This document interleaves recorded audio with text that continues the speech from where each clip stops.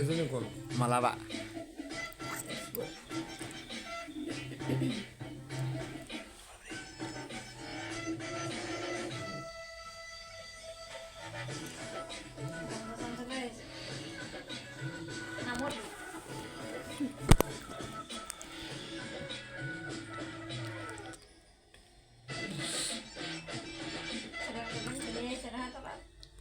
নামটো হৈছে মালামণি বৰুৱা। মই নগাঁৱৰ জীয়ৰী, তেজপুৰৰ বোৱাৰী।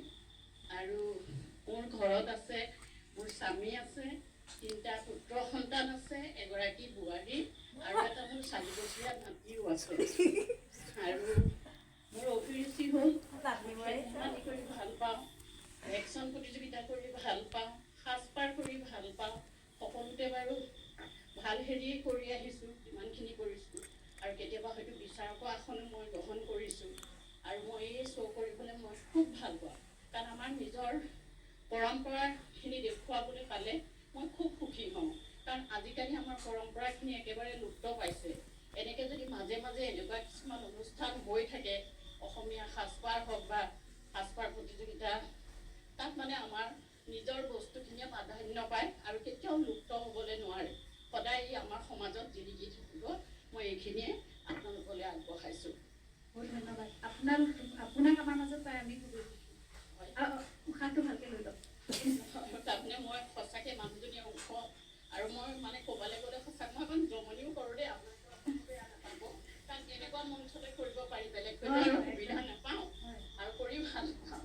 আৰু আপোনাৰ কি মানে ইহঁত অভ্যাস নাই, মানুহজনী এনেও ওখ, তাৰ উপৰি পেটটো একেবাৰে মানে যথেষ্ট ডাঙৰ। যাম 5 মিনিট পিছত একেলগতে ওলাই যায়। সেইকাৰণে মানে বিৰাট বেয়া পাওঁ। আৰু তাৰ উপৰি মোৰ স্বামীয়ে কয়, নালাগে একো কৰিব নালাগে, নোৱাৰিবা, তোমাৰ পেটটো আগতেই যায়। তেতিয়া মানে মোৰ খুব দুখ লাগে। পেটটো মই খাইছোঁ মোৰ পেট মোৰ ওচৰত, মোৰ হাতত। আজিও কিন্তু মই বহুত অভিজ্ঞ কৰি আহিছোঁ ইয়ালৈ, কেতিয়াও নিদিয়ে। তাৰপিছত মই ঘৰত খালি এটাই মানে চেলেঞ্জ লওঁ যে মই যাম, পাৰোঁ নোৱাৰোঁ সেইটো পিছৰ কথা, কিন্তু যেতিয়া পাই আহোঁ তেতিয়া তেওঁ নিজেই কিন্তু মানে সেমেনা সেমেন কৰে। যেতিয়া মোক ৰাসত এতিয়া বৰ্তমান অসুৰৰ মানে দিছিলে ল'বলৈ, মই অসুৰটো নকৰোঁ, কিন্তু মোক এতিয়া পুতনা দিছে। কালি মোক কৈছে, পুতনা পাৰিলানে? মই নোৱাৰিলোঁ, ৰাইজে নোৱাৰিলোঁ বুলি ক'লে। একদম নাযাবা আৰু দেই, ৰাইজে আৰু চবৰ আগত মোক কৰিবলৈ মাতিছেহে। তেনেকুৱা মানুহটো মই অকণো ছাপৰ্ট নাপাওঁ। তাৰমানে মোৰ বহুত ৰাইজৰ পৰা বহুত ছাপৰ্ট পাইছোঁ। মোৰ জীৱনত মোক ৰাইজে ছাপৰ্ট দিছে, কিন্তু মোৰ স্বামীয়ে নিদিয়ে। আৰু ল'ৰা কথাটো জানেই,